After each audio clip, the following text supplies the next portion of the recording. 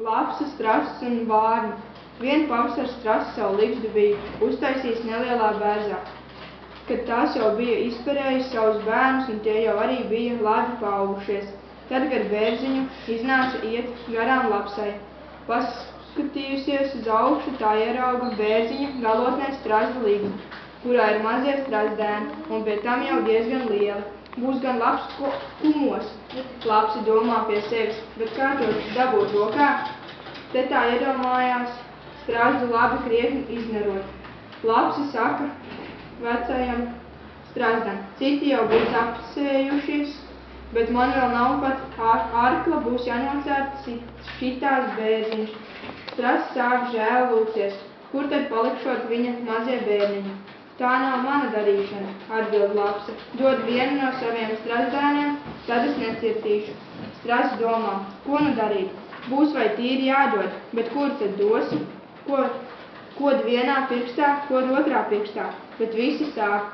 Te strazdam tīri, negaidot, pielaužas vārnu un saka, nebaidies nekā strazdiņa, lai cēr, ja cik vien viņa var nocirst. Kur tad viņa ņems cirvi? Lapsa vicina ar savu kuplo asti un saka, ka tas sasot viņas cirvis.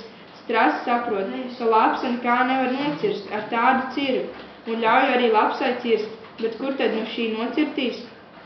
Lapsai sanāk dusmas un pļāpīgo vārnu, un viņa grib tai atriepties, bet kā to izdarīt, tā ātri aizskrien uz pakalnu un tur apgulstas.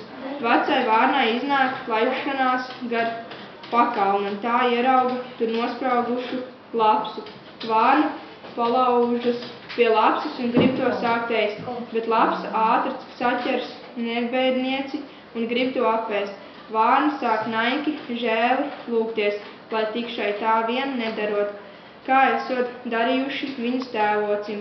Lapsa prasa, kā tad ir darījuši viņas tēvocim, tad Vārna izstāsta, ka iebāzuši ratu rumbā un laiduši no kalna lejā.